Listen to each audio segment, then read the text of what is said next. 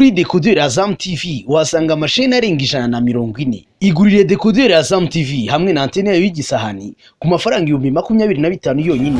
Ushobora kugura ifatabuguzi rya Azam Pure ku 3,500 gusa ku kwezi. Hari kandi ifatabuguzi rya Azam Plus ku mafaranga 4,500. Wakwigurira kandi Azam Play ku mafaranga 6,500.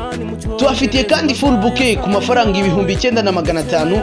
Mwaduhamagara kuri 0728502002. Azam TV, imyidagaduro kuri bose.